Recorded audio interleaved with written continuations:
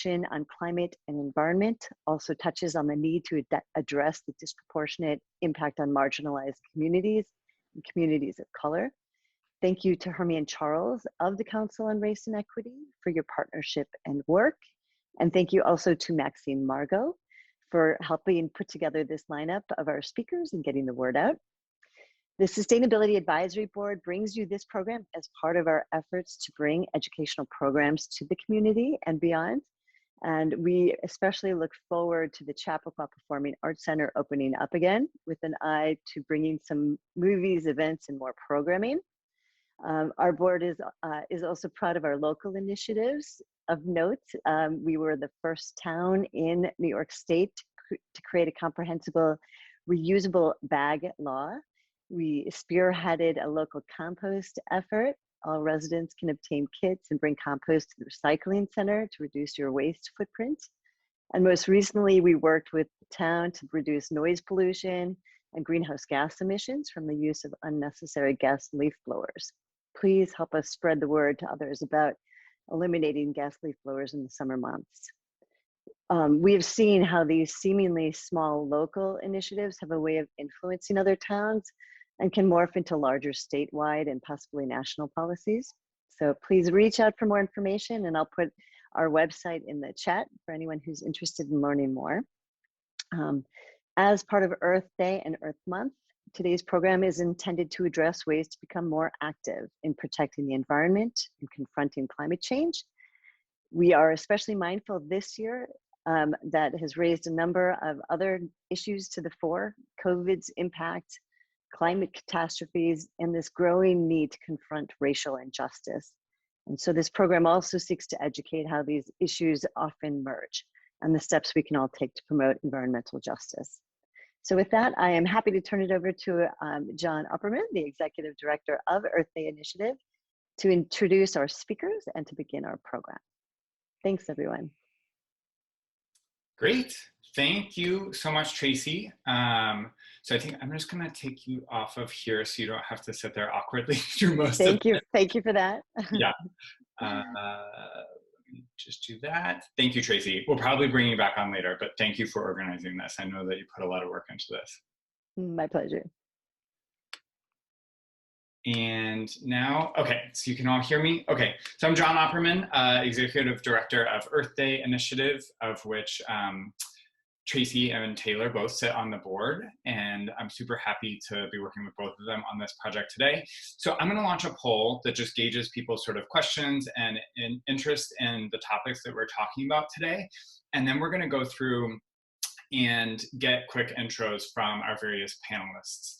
And typically I find that people are much better at introducing themselves than I am reading some paragraph off. So I'm just gonna have folks introduce themselves, but also do feel free, like I mentioned, to chime in on the Q&A and the chat throughout. We'll try to respond to questions and comments throughout, keep it conversational, because we're super interested in sort of making this a conversation rather than just like talking at you. So first, to start, Jose, do you want to kick things off by introducing yourself briefly and the work that you do? Sure, thanks so much, John, and thank you to the Earth Day Initiative for the invitation to be part of this panel. My name is Jose Galvez Contreras, and I am a project manager and solar researcher at Solar One here in New York City. And some of the work that we do is that we make renewable energy accessible to high barrier markets, especially affordable housing here in the city. Our organization also works in education development with public schools throughout the city, and we do workforce training for formerly incarcerated folks, giving them the chance to get inserted themselves in the green job industry. So that's about me. Thank you. Great. And Taylor? Hello, my name is Taylor Morton. I'm the Director of Environmental Health and Education at We Act for Environmental Justice. We Act for Environmental Justice is based in Northern Manhattan. We have both a New York City office and a DC office, and we work on environmental justice issues at the local, state, and federal levels. And I'll talk a little bit more about some of the more specific areas that we work in, but we also work in partnership with groups like Solar One and other folks who have a stake in environmental justice across the local, state, and federal levels. And I'm glad to be here. Thanks. Thank you, Taylor and Amanda. Hi, everyone. I am so honored to be part of this panel. I'm very excited for this discussion. My name is Amanda. I am a Newcastle native of Chappaqua in particular. It's so nice to see so many familiar names. I am a current senior student at Cornell University studying environmental science and policy. I'm currently working on a thesis project that has a lot to do with environmental justice, which will be one of our big topics of the day. And I've been a young climate activist since I was at middle school in Chappaqua. Great. Thank you. So we do have the poll going. So anyone who hasn't voted in the poll, go ahead and check that out, and then we will respond to that later. And to kick things off, we were going to do a couple of big picture discussions. So Jose was going to run us through kind of a history of environmental justice issues and sort of the bird's eye view to start. Again, anyone chime in with questions and comments throughout if you have them. But Jose, did you want to kick things off? I know that you have a presentation to share. Can you guys see my presentation? Great. All right. So let me just expand the screen. Great. So thank you so much again for the opportunity to speak about this very important topic, which is environmental justice today. I'm just going to run you through a small overview of the history of environmental justice, how it came up to be evolved into a movement, and what it is today, what other movements have stemmed out of it today. So what is environmental justice? So according to Dr. Robert Bullard, who we know as the father of environmental justice is the principle that all people are entitled to equal environmental protection regardless of race, color, national origin. It is the right to live and work and play in a clean environment. So this idea of environmental justice really emerged after the fact that there has been a big disproportionate ways on how people are living and how people are interacting with the environment. People of color tend to be living in spaces where they get the most pollution and where they get to be more exposed to hazardous waste. And that is like affecting their health and the way that they are living, praying, playing, and being within an environment.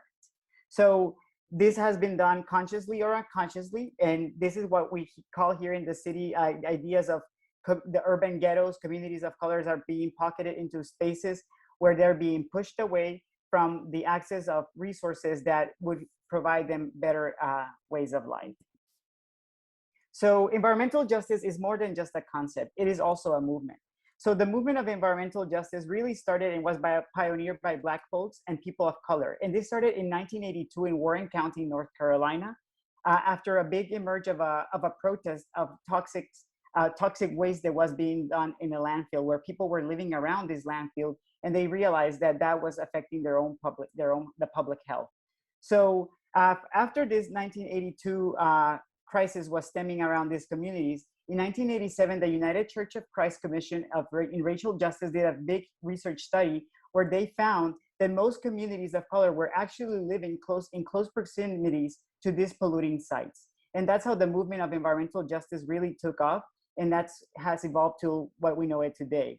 But the history of environmental justice has also come to New York City, and we have organizations like We Act, who are our pioneer groups in 1988 when they were founded, because they knew that this was an issue that needed to be addressed in urban spaces as well. And eventually leading to 1991, where we had the first National Environmental Justice Summit, Leadership Summit, where 17 principles were created in order to address environmental justice issues. So in here I have a selection of a few principles that are relevant to our discussion today. And the first one is principle number 2, which states that environmental justice demands that public policy be based on mutual respect and justice for all people, free from any form of discrimination or bias, meaning that public policy must be designed in such way that it is inclusive and it addresses the inequities that we have been living through for many centuries ago.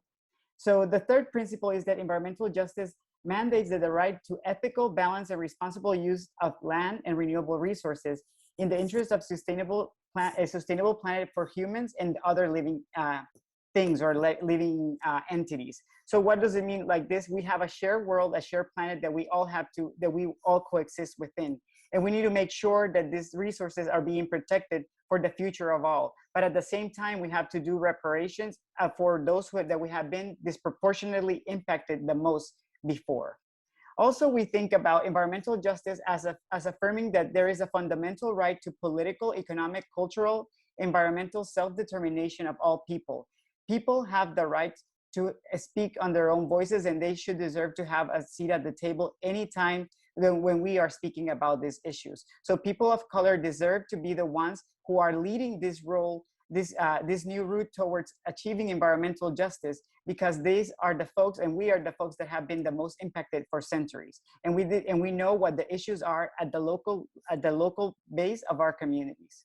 And also, environmental justice demands that right to participate as equal partners at every level of decision making. This comes back to that idea that we deserve the participation and that seat at the table, because we have been the communities that have been impacted the most by the issues that we are trying to solve with an environmental justice movement. So here I just highlight some environmental justice organizations that are being very active here in New York City. And these are just some points of reference for all of the all the people who are joining this panel today to look at their websites, go onto their sign up to their newsletters, and get informed about what is it that they're doing on a day-to-day basis to achieve this work for justice. So environmental justice, although it started, it's a very long-lasting fight, and it started to really pick up in the 1980s. It has evolved now to what we think of the climate justice movement, because these two topics are not very separate from each other. So climate justice. So climate justice is this idea where we are redefining climate change in terms of a human rights and an environmental rights issue. And it looks at this concept that the people who are least contributing to climate change are the ones that are impacted the most. Similar to environmental justice, where communities of color are being placed and cited in areas where there are polluting sites, is exactly the same with what's happening in the climate justice movement. It's just saying that people who are the least contributors to climate justice, to the climate change, are the ones that are impacted the most. And who are often these people? Again, people of color, and people who are minority groups, and people who have been the least least contributors to these types of issues that we're all living through today. So we think of climate change in the sense of the global north and the global south, the global north being the most developed nations, and the global south, the least developed nations, meaning that those who are polluting the most are the countries that are industrialized and that have a more well-to-do economy, while the other ones are not. But this can be seen also within boundaries of one country. We saw it in the United States with Hurricane Sandy and Hurricane Katrina, where most of the people of color were the ones impacted the most, and these folks had to be displaced out of their own communities because of the impacts that happen as a result of a climate change related issue. So thinking about environmental justice and climate justice together, there is new concept that has emerged, what we think of called the just transition. This is a framework.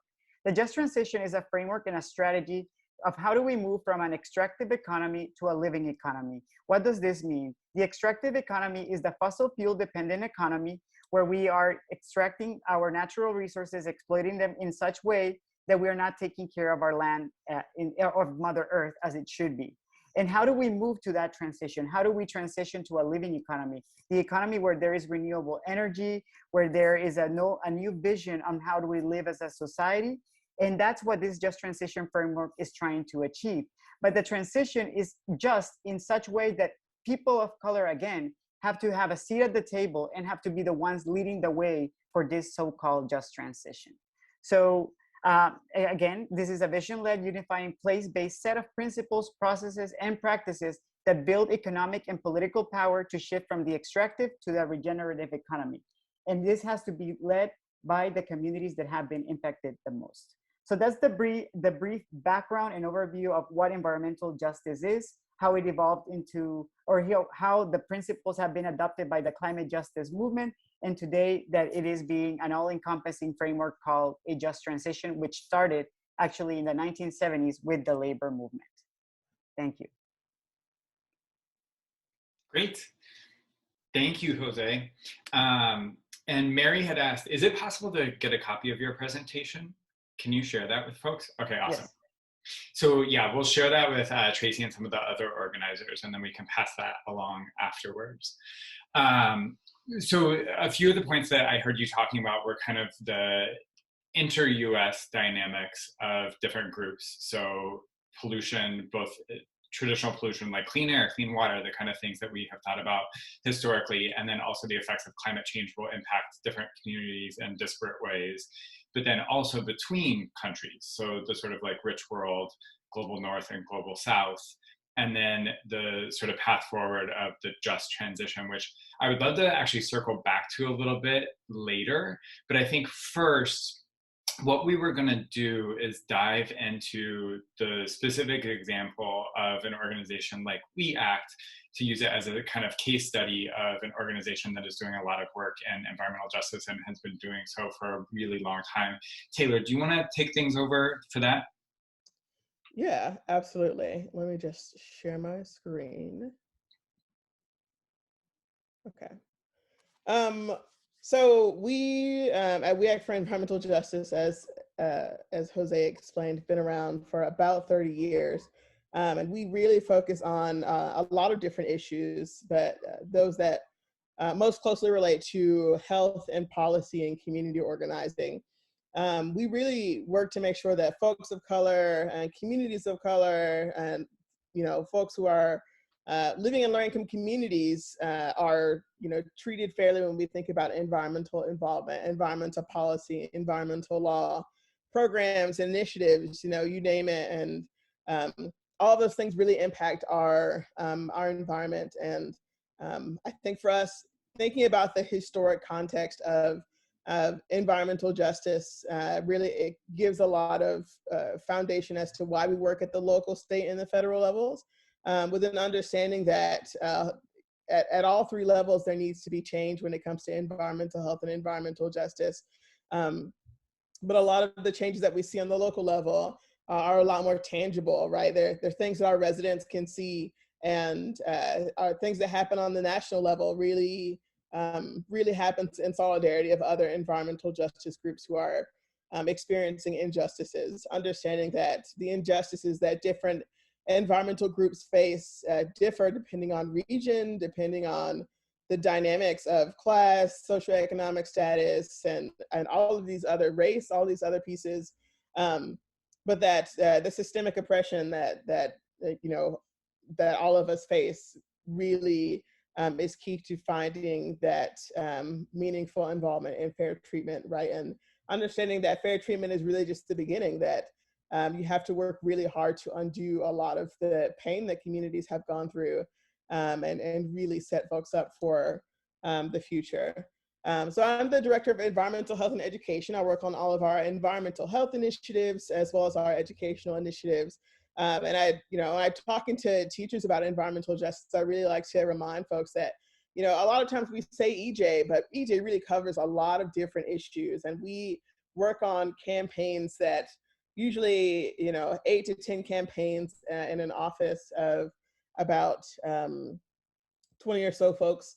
But we work on all of these different issues, or have worked on them at some point. So clean air and healthy homes. And healthy homes includes lead, mold, pest, and waste pests and pesticides, elevators, access to heat.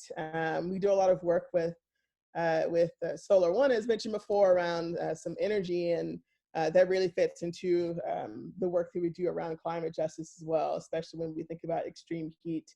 In the past, we've worked on sustainable land use, transportation, all of these issues, and understand that it's really important to keep working on these issues pretty consistently, right? A lot of times, and you know, rarely ever, I'll say that it's a one-time fix, that, you know, you fight the fight on the policy and that's it, right? But a lot of these issues have been around for so long that it takes a really long time in order to see effective change, right? And that a lot of the change we may not even see as folks who are currently working at We Act, but are sort of trying to pass the baton on some of these issues and make some incremental change where we can. I'm not going to go through all of our impacts, but I just wanted to highlight a couple. We've worked a lot on clean air, for example, and getting the MTA to switch the fuel sources for buses. And that's something that benefits all folks in the city. We work in Northern Manhattan because Northern Manhattan is an area that has been impacted so harshly by environmental injustices, and really seeing that as strategic, right? That environmental racism is intentional. It's something that is not just a slip of the hand, but it's intentionally putting communities in danger, right? Endangering their health and quality of life for the sake and comfort of other communities. But a lot of the work that we've done around clean air and transportation has to do with the fact that the majority of the bus depots in Manhattan are in Northern Manhattan. And at one point they were all in Northern Manhattan, which really impacted air quality for residents and folks who live there. We do a lot of work with Solar One on our energy programming. We do worker training.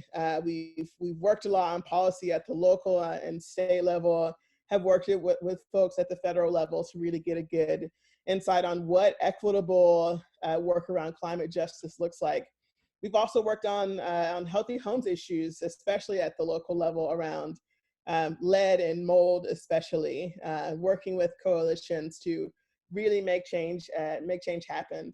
And really understanding that working with others in coalition is a really powerful way to affect change, especially when you're a smaller group or a nonprofit who is representing a group of folks. It's good to make sure that you have other folks who have a stake in the work, get a chance to join the fight.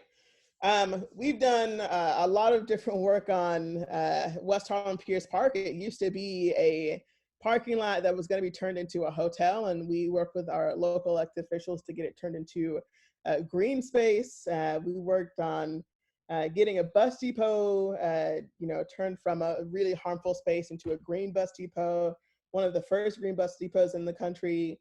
We've continued to work on toxic-free products in food packaging, in children's toys, and now we're working on toxic products in beauty and healthcare products, especially aimed towards women of color. And a while ago, we're currently working on water quality, but a while ago we worked on lead in New York City schools as an issue. Another thing I wanted to highlight, we do educational programming. We started educational programming in 1998 for our community members, and understanding that a lot of the things that we needed folks to know, you weren't learning in school.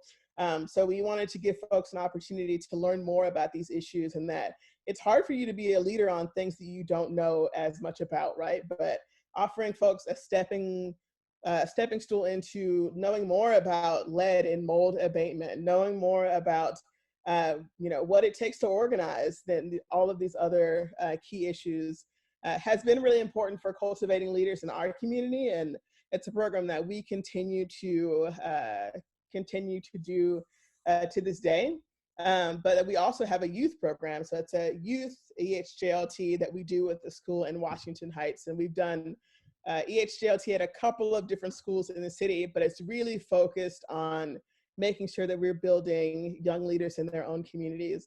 And it's one of my favorite programs to work on, but we have a school in Washington Heights who we've been doing this for, about 9 years with them. And, students have really taken on projects to improve their communities on their own. And so now we do a little less education and just work to support them in their goals to make their communities a better place. But all of this, I wanted to just give you a better snapshot into what the environmental justice work looks like and what we do.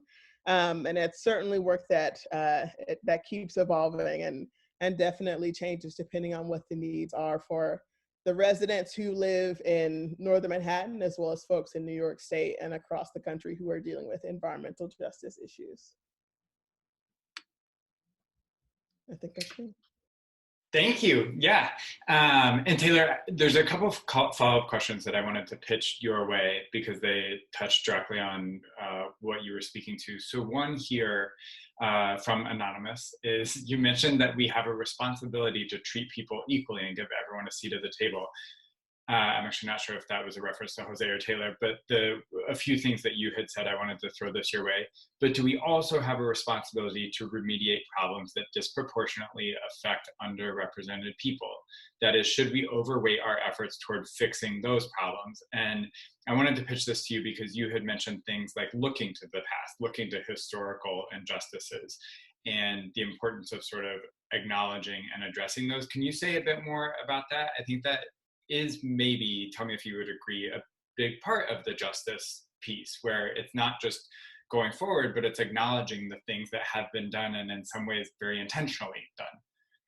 Yeah, I mean, I think it has a lot to do with power structures and how do you actually, how do we actually change power structures and the way that we make decisions, right? Because when we think about looking forward and solving the climate crisis without having everyone involved at the table, and not just at the table to, you know, sort of see what's happening, but as a critical force in making change and sort of having an active role in cultivating what happens in environment, whether that's, you know, urban environment, rural environment, suburban, whatever, then we won't really see change, right? And a lot of that takes things like building trust. That's hard to have communication when there is a lot of hurt between different folks or different communities. Yeah, it's really key. And I think another part of that, a more tangible piece of that, is thinking about quality of life. When we think about, for example, COVID, we are able to tangibly sort of see communities who've lived next to bus depots, who've lived next to highways and all of these other hazards, already have pre-existing conditions. And when we add something like COVID on top of it, right, they become sacrifice zones, and people end up losing their lives because of this historical context. And so there's an area of reconciliation that needs to happen while we are thinking about how we move forward on a lot of different issues. And I think that's a more tangible way of looking at the impact on health, while also thinking about the impact on relationships between community and the ability to collaborate with each other and really think about what it means to be humane when we're thinking about climate solutions and the way that we build our environment. Great, thank you. And Amanda, I wanted to turn it to you. So a big part of what we're talking about today, and just in general, especially at Earth Day Initiative, and I think at all of the nonprofits that we work for, people are often coming to us and really just looking for ways that they can make a positive impact. People are really clamoring to do good. And I know that you've been involved in a lot of activist activities. So can you give us an overview of kind of the stuff that you have been involved in, what you found was helpful at a local level, and the things that you found worked or that you found rewarding in your own life or community? Absolutely. And I want to say first, thank you, Jose and Taylor, for giving a great overview of environmental justice. I wish that you guys had been my professors my first year of Cornell or even in high school, because that was a much better overview than my professors have ever done. So I'll get back to that point, I guess. But my foray into the environmental movement started when I was not even a teenager, before then, and it became because of community involvement. I got involved with our local farmers market in Chappaqua, and then later on the Pleasantville Farmers Market, our neighboring town. And I learned about food systems through shopping at the market, talking to the farmers and the vendors, learning about their processes. And I think that is still a great way as a young person to get involved, is start local, start at your community. We talk about grassroots organizations a lot. And I realized through talking to these people and having these conversations, I later on went to work for both markets, that there are a lot of more problems than meets the eye. And I learned about supply chains and agriculture, and later on environmental justice issues that apply to both of those things. So as a general recommendation to young people listening or their parents, I highly recommend getting involved in one of their great organizations or in any kind of community group, because no matter what it is, environmental justice is going to touch it. I think that's a big thing that we're all learning recently, is that, as we said, it should be a consideration in all public policy. First and foremost, who is going to be disproportionately impacted by this, and how can we remediate that or prevent it or create policy that helps create a better situation for everyone involved. I'm going off base of your question, but I after the farmers market, really got activated because of my knowledge of food systems, and I got involved in a national organization that now has since dissolved, but it's very similar to the Sunrise Movement.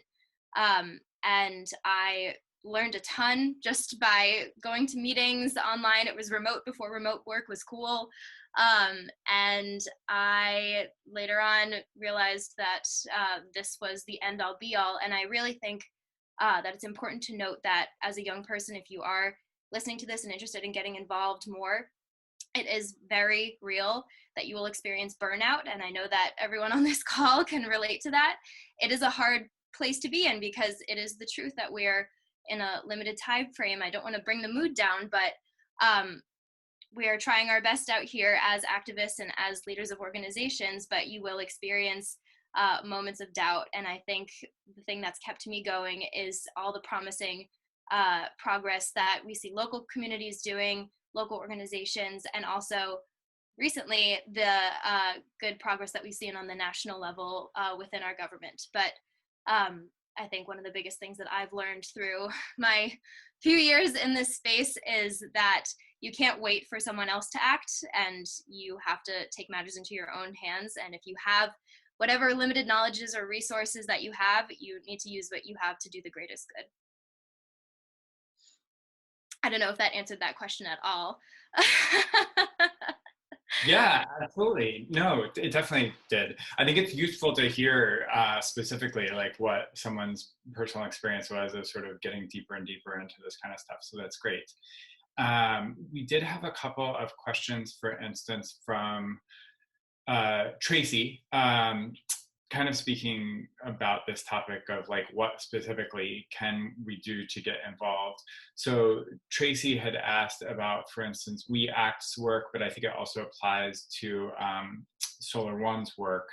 So getting this stuff going, really like local organizing. Tracy had mentioned any guidance on what we can do in our own community, less of those actual impacts on the ground and the communities that Tracy is talking about, but promoting more equitable policies in our town and beyond. If you have any concrete advice about sort of how to start organizing toward environmental justice and equity, and then bringing education into our schools, and then also using the example of the parking lot, Taylor, you had mentioned as a case study, what actions did they take to prevent that? What worked there?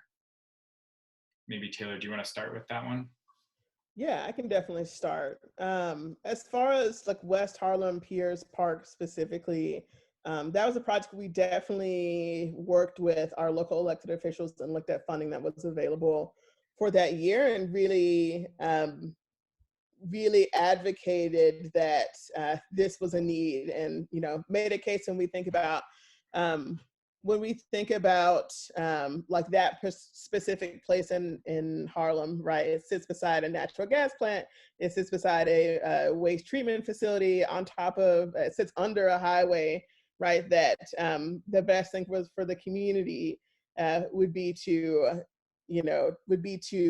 build a park, a green space, right? And really connecting that to health has been really beneficial. And like, what are the benefits of green space? And when we look at like a quality of life, New York City has a really great tool called the Environmental Health Data Portal that really showcases your life expectancy. And this idea that you can tell your life expectancy by your zip code, and you definitely can. So I definitely recommend like looking that up, but I think really highlighting life expectancy with the benefits that something like this can offer when we're also working with specific elected officials and looking at funding and what's available, that you can really make a case. And I think community organizing is always key to this work. And I think in a lot of ways, I like to say, teachers are our best community organizers. They know how to make it happen. They know how to deal with a lot of different stakeholders when it comes to our schools. But I'm sure Jose could also speak to this too. But a lot of schools have been really open to partnerships with local environmental justice groups and environmental groups, because a lot of times the programming is there. I think the difficulty is connecting that with curriculum and making a case for it with administrators. That's like the tough piece. But we've been doing a lot of work around education policy, climate education policy specifically, and trying to make sure that all youth in New York State are required to learn about climate change, and that's happened in New Jersey. But all that to say, the partnership opportunities are there, and I think they're even when you look at like funding, community funding, there's opportunities to not only do the advocacy work around space, but to also advocate for partnerships in education. If I could jump in on that, I love the idea of teachers being our best community organizers. That's awesome. But it is true that I was lucky enough to be raised in Chappaqua, and we have one of the best education systems in the country, or districts. And even still, I felt a little failed by our, I guess when I was a young student, I know exactly what it is now, by our curriculum, because we were drilled with the reduce, reuse, recycle idea, which puts the blame on the individual instead of as the collective system, which I've come to learn. I think we've all raised consciousness about that in the last decade or so. But it's essential that community organizations like We Act and like Solar One exist, so that they can kind of supplement where the teachers can't really provide all the necessary information. And that's really crucial, especially at a young age, because I was so impressionable and I thought, oh, okay, if I don't recycle, that's it, I can't do anything else. But there's so much more, and it really should not be individualized action that is the end all be all. And while I'm just on education, I'll respond to a question in the chat. There are absolutely jobs for people who want to study environmental science like me. When I first got into this area, I thought I wanted to do organizing forever. Now I'm leaning towards probably taking a government job or being a lawyer, but there is not one cookie cutter job. There's so many different ways that you can do this. You can go into community organizing, absolutely. But yes, there are specifically environmental justice jobs, someone asked, and you guys are living examples of that. Yeah, so I just to address the education piece and how we can work. Definitely, partnerships is the first way of how to augment this movement and make sure that we are doing the work that we need to do. Solar One is not necessarily a community organizing organization, but we connect with organizations such as We Act that do the work at the local level and that work directly with the communities that are impacted the most. And then that's how we expand our programming to these communities. So what we do at Solar One is through our Green Design Lab, we work with K through 12 education and professional development curriculum for the students. So we train the students, and we also train the teachers on how to bring this curriculum, to these communities. Mainly, they are communities of color. And that in there, we are bringing environmental awareness. We're providing projects where students are getting more attuned to what exists out there in terms of green jobs and new careers in this field. And then once they are ready to go into the job market, or when they're ready to take a professional stand on their own, they already have an idea of what is it they can do. Also, I want to bring us back that the green jobs industry is pretty new. So there's a great opportunity for many folks to insert themselves, because we are going to be designing those new jobs. This is something that is already in the making, but that there are not really actors fulfilling these roles. And if we when we think about environmental justice, we have to think about it as a way that we address the racial inequalities that have existed for centuries. So when we think of environmental justice jobs as environmental justice jobs, we have to say that we are providing for people of color the opportunity to be able for them to be the ones having access to these jobs first. That's when we're going to have true environmental justice jobs. Green jobs are going to exist no matter what. But how do we make these green jobs available to people of colors? That's when it becomes truly environmental justice. This is not to say that people who are not people of color, quote unquote, are not allowed to have these jobs. But what we are trying to say is that people of color must have an important role in the design of these new green jobs, because these are the folks that have been impacted the most by the environmental hazards throughout centuries. So that one way that Solar One does this is through the Green Workforce Program. And what we do is that we provide hands-on training on green jobs and certification for people of color. So mostly we work with formerly incarcerated folks by giving them the skills that they need to know how to become an electrician, how to install solar panels, how to understand what the PV system looks like, so that when they are ready, they can go out to the job market and say, I have this certification, I have these skills, and they have an access to have a foot into that green jobs industry. And in our case, where I work in Here Comes Solar program, we provide the technical assistance for communities that otherwise would not understand how easy it could be for them to go solar because they just had no knowledge about it. We give them all the education that they need to know about federal incentives, state incentives, local incentives, and how affordable solar can be if they take a step forward in deciding to choose this technology for their buildings. Awesome. One thing I wanted to follow up on, based on the idea of teachers really being a touch point and a potential really influential group within communities, I wanted to add to that. So we have definitely at Earth Day Initiative, through our Sustainable Food Education program, experienced the power of finding the stakeholders that are not just the sort of power ones. There's the idea of like power mapping in order to cause change, but I think also just the idea of enthusiasm mapping and energy mapping. So one thing that we have found is, if you can identify that person who's really into this stuff, they are going to be your champion from the inside.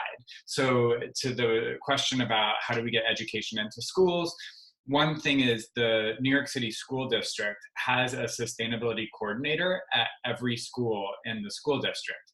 And in the early years of that program, what they did is the principal would get this mandate to assign the sustainability coordinator role. So they were like, whoever's sitting closest to me at the time, it's like, Jane, you do it because you're sitting there. But maybe Jane is not really that interested in sustainability.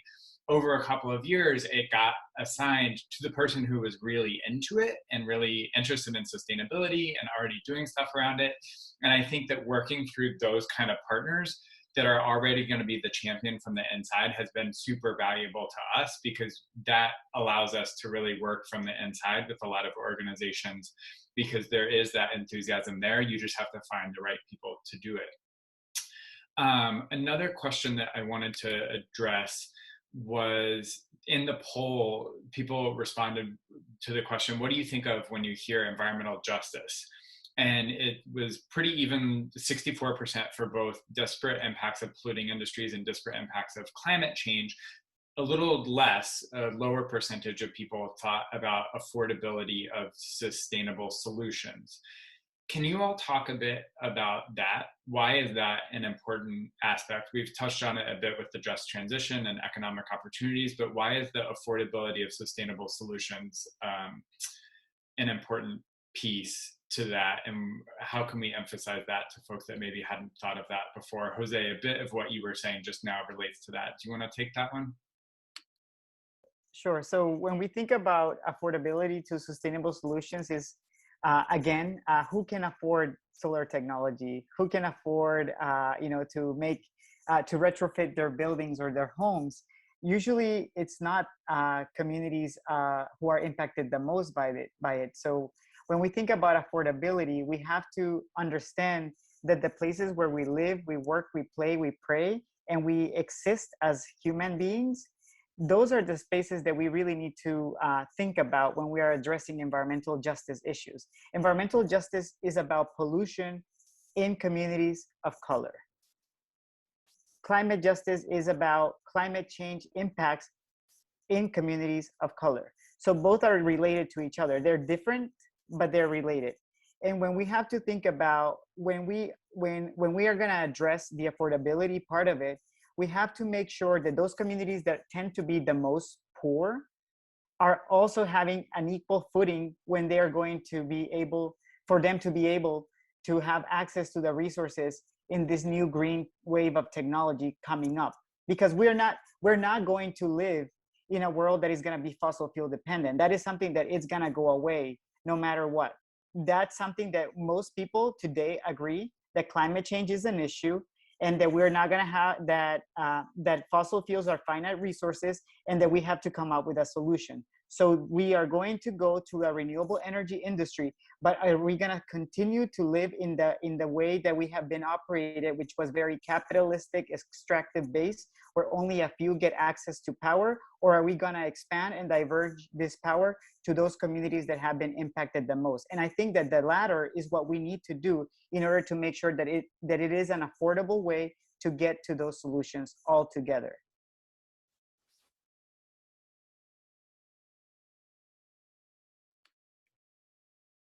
Great. I don't know if anyone else has some thoughts on that. Otherwise, we will start to wrap things up in the last few minutes. I think we were also going to do a quick preview of our Earth Day 2021 virtual space. So we'll save just a few minutes for that at the end. One kind of question that I'm curious for your perspective on, especially Jose and Taylor, in a historical perspective, looking back over the course of the history of the environmental movement, what grade would you give the current environmental movement for putting justice at the forefront compared to how it has done in the past? Have you seen a big change? Have you seen a big improvement? What kind of letter grade would you give the environmental movement in particular for putting justice at the forefront? It could be an F or it could be an A, whatever you want. I don't know if we would give it a specific grade. I think that I would consider us maybe at the turning point. We're really like, I mean, for like those of you who are students, like we're really at like an incomplete and just that like, there hasn't been like a real, I think we're really starting to get our brains wrapped around like what that real intersection between the two movements is, right? And I think at the end of the day, like someone like me, I'm trying to work myself not out of a job, but into a different job, right? Where I'm not working on environmental justice, but I'm really working on thinking about resiliency for Black and Brown communities in a futuristic sort of way, right? And I think that, yeah, we don't know. We're at this different sort of tipping point that we haven't been at in the past. And that's not to say that like the injustices have stopped and we are like now at the transition point, but I think it is very true that, the hurt can still continue and the harm can still continue while the solutions are happening at the same time. And that's what makes it such a difficult thing to figure out. But I think especially considering, all of our advancements and potential advancements when it comes to like climate and clean energy and all of these other things that, we're just in a moment of opportunity, and we'll see what the grade looks like at the end of the semester. For now, I think it's quite incomplete. So haven't turned in homework yet, but we'll see when it comes in. Okay. And Jose, did you have any final thoughts on that? And then I was going to bring in Owen Platt, who we connected with the other day, who can give us some more examples of really local, concrete stuff that has been done at the high school level. But Jose, any closing thoughts there? I think Taylor said it best. I think we're at a turning point, and it would be an incomplete as well. And I would just encourage that our curriculum does include more environmental justice, theories as part of it, because right now that has been missing. When we think about the environmental movement, that the justice piece has been left out. So I think there's more research to be done in that arena. Yeah, and just to emphasize that, like I said before, I felt like I was missing that from my elementary, middle, high school education. And now that I'm at college, I am still just learning about examples of environmental justice, and I'm self-motivated learning about it. But yeah, I'd love to learn about what Greeley is doing now. I used to be the president of the Sustainability Club, and I'd love to see how things have progressed or not. Awesome. And Owen, are you able to join us? I think we gave you permission to chat now. Yes. Hi. Hey. Can you hear me? Okay, great. Yeah. Well, thank you so much, Tracy and John, for organizing this, and Taylor, Jose, and Amanda for delivering such amazing presentations. So hi, my name is Owen Platt, and I'm a co-president of Greeley Sustainability Club, where I work alongside my peers and faculty to implement environmentally friendly policies at Greeley. So despite COVID and like a hybrid model of school that we've had this year, we've actually been able to accomplish a lot as a club. Most notably, we've actually brought composting back into the high school for the first time in over 10 years. So that is just one example of the super exciting stuff we've been doing as a club. So if you're a Greeley student or know a Greeley student who wants to be part of the solution or is at least just interested in sustainability or the environment, we'd love to have you as part of the team. So I'm just going to drop the email of the club into the chat. So feel free to reach out if you'd like to be part of the club. That's all. Thanks. Great. Thank you. That's super helpful. So I do want to take just a minute to show folks the event that we're putting together, because I think a lot of folks on this call will be interested in it. We Act will be there, both with the virtual stage and also the virtual festival. So I'm going to do a quick just demo of this virtual festival that we're putting together. This is this coming Sunday and Monday, April 18th and 19th. So Taylor's going to be in conversation with an awesome actress, Rosalie Ciprian, from What the Constitution Means to Me, about the toxic hair care products that Taylor had mentioned, in particular for women of color. And then the next day, on Monday, April 19th, we have this virtual festival that is taking place in this amazing video game-like cartoon landscape. So just going to demo that super quick before we wrap up. And then I'm dropping the link in here where everyone can RSVP for the event for free, just so you get a reminder the day of the event. So let me share my screen super quick. And panelists, can you give me a thumbs up? You can see my screen. Yes, thank you. So this is what the event is going to look like on Monday, April 19th. We're hosting this virtual festival where you get dropped in and you create a little cartoon character avatar. In the case of mine, I represent an organization, so it's going to have the organization name and then my first name there. But then you get dropped in and you run around this space. And as you see, it's all like nature inspired and renewable energy inspired. We have these Helix wind turbines here, solar panels. You run under here, welcome to Earth Day 2021. This hasn't been 3D formatted yet, so you see I'm walking over the balloons. In the 3D formatted space, you'll go under. And then you run around and you can go up to different exhibitor booths. So this is the Earth Day Initiative booth. And what happens is when you go up to a booth like this, a Zoom box pops up. So just like you see us on the screen here, a Zoom box pops up, and then you're talking live via video with an exhibitor. So you're going to run around and you'll talk to March for Science is over here with their cute little lab tables, microscopes, and beakers. We got ASPCA over here. We have We Act, so you can come visit Taylor and members of Taylor's team over here. Then the info kiosk, if you go to the info kiosk next to it, that will pop up with information, links to what you can do to get involved, social media channels, a blurb about what they do. And as you can see, there's all kinds of different organizations represented here in this really fun cartoon landscape space. Over here, if you go over to these islands, these are what we're calling the March for Science Islands. March for Science really worked with us hand in hand to put this event together. So all of the booths over here are science-related, STEM-related booths that basically March for Science curated. All kinds of things, environmental organizations, the EPA, welcoming the EPA back after a few years of being missing. And you can learn all kinds of stuff that you can do. So again, you can go to the link there in the chat to find out more about joining, and you'll get a reminder before the event. So definitely check that out. It's super fun. Honestly, people spend the first 3 minutes in the space just running around because it's super fun to explore the space, and people really like the nostalgic feel of it. So any last minute questions? I don't think so. Yeah, so Tracy had mentioned great for local kids to join. Yeah, all ages, there will be classrooms that join, families will join, all kinds of folks will be able to join that event on the 19th. Go to that website to check it out. And I think we're pretty much out of time, but thank you so much. This was super interesting. People will be able to share this out. We recorded it, so you'll be able to share it with anyone who wasn't able to attend. Also, I'm sure Tracy will send out information as a follow-up with the links to everyone's website and things that you can do to get involved. Taylor and Jose have been super generous offering to help people out if people want to get in touch about volunteering or other opportunities. And thank you, all of you, Amanda, Owen, Taylor, Jose, Tracy, Maxine, and everyone else who has been involved. Any other closing comments before we sign off for the night?